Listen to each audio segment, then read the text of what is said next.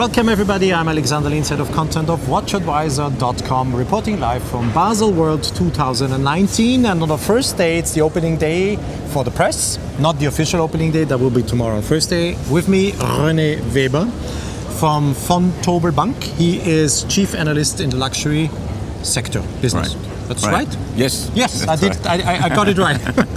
René, last time we did it in Geneva, people were enthusiastic about the things you told us. Can you sum up a little bit what happened in between Geneva and now, in terms of exports and facts and figures? Right. People are really seeking for it. Okay. Now I think what we have seen in the last few months was a clearly slowdown in comparison to the first half year. Also now the first 2 months in January and February were clearly weaker. There was one specific item which helped the Swiss watch export still to be positive. That was the UK, and probably a lot of brands have pushed their watches already into England to be safe if the Brexit really comes through and gets a little bit difficult. If you take out the UK, which was up in the 2 months by 40%. 40. Wow. It's clearly not the market. No, I can't imagine. I don't know where the buyers would come from, but okay.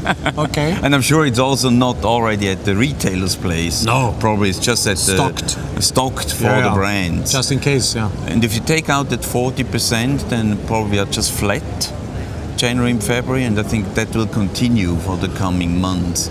There's a big difference. Europe is weak, so we have a decline ex-UK by roughly 5%. So Germany, France, Italy is down. On the other hand, US is slightly up. Just before you go over to US, are the tourists? What is the leaking? What is missing in Europe? Is there no desire of buying a watch? Europeans don't buy watches, or are there no tourists? What's the problem? I think each country is different. Okay. For example, France, yes, there are less tourists because due to the protests of the Yellow Show, nobody goes to Paris anymore. Yeah, that's horrible. On the other hand, Italy, it's a different situation because the brands try to dry out the grey market. Italy is quite well known for grey market, and due to that they are on a decline. And they have been closing down a lot of retailers, and not the retailers, but they have been closing down the concessions too. They took away the permissions of sell the watches officially. I've heard that, yeah. And Germany is also down by roughly 4%, probably also a little bit from tourists. If we just look in terms of bookings, yes, Chinese are still coming, so it does not look bad, but the most important months are at the end, starting in May to August. Okay. So the first 4 months are not very important. Before we jump over to the States, Switzerland, your home country, how is Switzerland doing? Yeah, Switzerland is still doing quite okay. I think here we do not have protests like you have in Paris, and Switzerland is considered to be safe, and therefore still the Chinese are coming here. But so it's heavily based on the Chinese customer. Yeah, in Switzerland I would argue it's more than 50% of sales is going to Chinese. So if you go to Lucerne, if you go to Interlaken, then you really see the Chinese are still buying there. Okay. Now let's jump over the Atlantic Ocean to the States. What's happening there? Yeah, in the US, the first 2 months are okay, so they are still positive, and we believe that will continue because the US had really 3 difficult years, and now 2018 was the first one which was positive, and I think there should be no reason why it should go the other way around. In Asia, that's really a mixed bag. Either way, we continue. Continue over the Pacific Ocean now? Yeah, because Asia at the end is the most important one. Yeah. And the most important market itself is Hong Kong, which is roughly 15% of Swiss watch export. And Hong Kong will be very difficult. Because we already have seen in the second half 2018, just flat, slightly positive. And now also in the first 2 months, it's even declining. Is it still that the Chinese no longer see Hong Kong as their supermarket? Because in the past, the Chinese saw Hong Kong, or Hong Kong was their kind of supermarket where they went shopping. Is this? It's still the case, but the Chinese are going to different places now. So they have learned that South Korea is interesting, Japan is interesting. They go to Singapore, and therefore the decline we see currently in Hong Kong is due to that. Yes, it's more than compensated by Singapore, by Japan, and by South Korea. Mainland China itself, which is after Hong Kong and the US, the number 3 market, it's also now quite positive. It's not declining, so it looks like that people in China are buying more watches inside of China. So Even though they are more expensive. yes, there is still a difference of roughly 30-40%. Depending on the currency and on the tax to Exactly. get back. Yeah. Yes, of course it's the expensive watches. If you have a watch below 1,000 Swiss franc, then there is no luxury tax on it. And of course these products are still doing quite well. Okay. Let's just finish our little around the world. India, these markets, are they getting more important now slightly, or is it still difficult? Yeah, India is really a quite small market up to now, because also they have very high taxes over there. But if you look for the last 2 years, it's growing quite strongly, but it still makes up a very tiny piece. Russia comes back. Yeah. It was one of the market which was declining for now 5 years in a row. Yeah, and last year was now, but also here we talk about 1% of total Swiss watch So your general export. prediction for this year is more. We expect the first half year to be roughly flat, and then second half year to see an improvement. Okay. But I think very important is the difference between the low end and the high end. And we always have seen that again now in 2019. The low end is down by 15%, whereas the high end is growing by 7%. So there's a big difference between these, and I think the low end has, of course, the negative impact from the smartwatch, which we have already seen now for more than 2 years. Yeah, but this is due also to a lack of innovation in Switzerland. Yes, I think We have to name it. Yeah, Switzerland missed that point. Yeah, if Switzerland would have had an answer to those watches, it wouldn't be so dramatic. Yes, exactly. Okay, it's due to the fact that, of course, in the high end, Switzerland is the manufacturer with Germany, with Glashütte, the other you can forget. Yeah. But there is not such an impact. Yeah, I think when you talk about watches, have you ever seen a big story on the low end? No, not really. Sometimes, yeah, Swatch. There are things we can talk about, but in general, no. It's the really low end, no. At a certain price level, I start reporting, because I think it's interesting what Swatch Group especially is doing, because they're bringing a lot of technology for fair prices. So with Swatch Group, you get an interesting price, and you can buy it in an interesting price point, a very excited watch, a very exciting watch, meaning you get a lot of technology, well done, nice case, nice dial, everything's fine, and you don't pay so much. It's 900 to 1,500 Swiss francs, you get a nice watch. That's okay.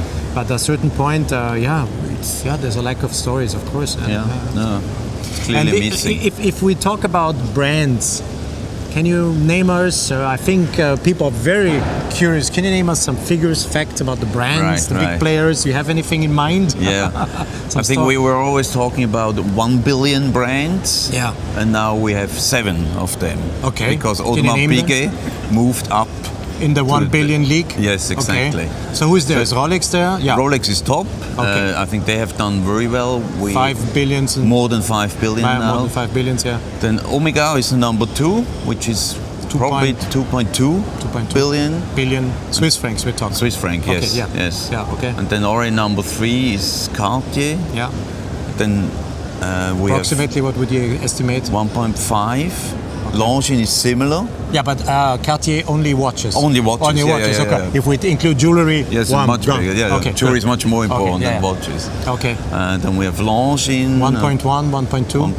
1.4. 1.4. Wow. Walter von Kennel. Oh, respect. Oh, wow, not bad. And also Patek goes in that league category. Yeah, okay. And then you have the 7th is Tissot, which is probably just on the line of 1 billion. And Audemars joined the group with 1.05. Okay. So they came up from 950 to 1.05. Okay. So there's seven big players now.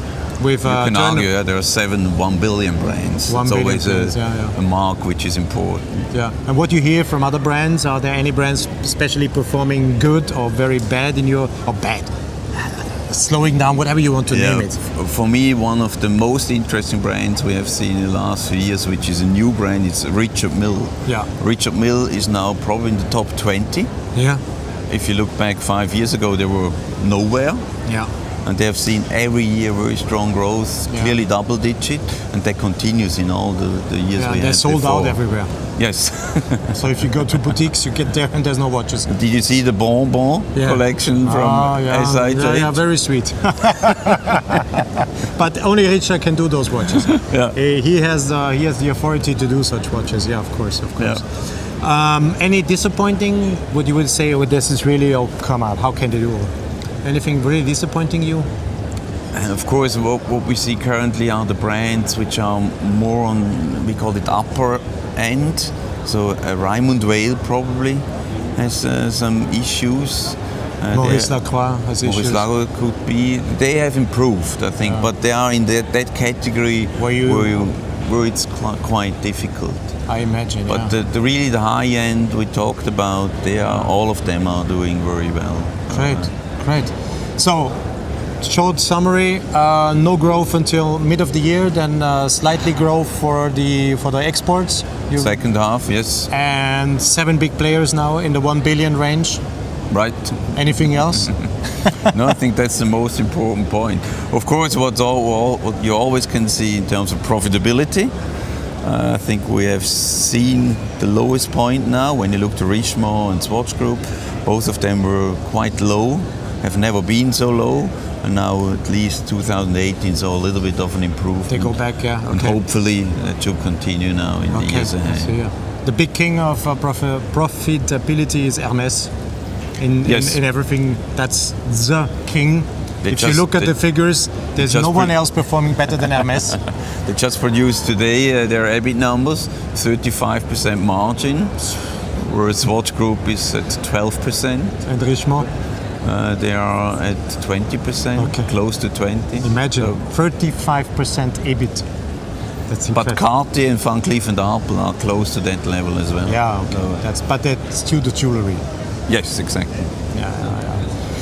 Okay, René Weber with me, Baselworld 2019. Thank you very much, René, for the interview. Always a pleasure. Guys, if you have any questions, please use the comment section just here underneath. Ask me, and I'm more than happy to answer them. If you have questions directly going to René Weber, provide them to me. I will provide them to René, and then let you know the answers. So we will share this little thing. Thanks for watching. Thank you, René, for coming and giving me these insights. Thank you. Looking forward to see you again. We will continue this. Guys, thanks for watching. If you like what we're doing, don't forget to subscribe to our YouTube channel and to like our videos, of course. Don't forget also to have a look at our Instagram account and Facebook account. So we're here to entertain you and to bring the latest information from Baselworld. Bye-bye, guys.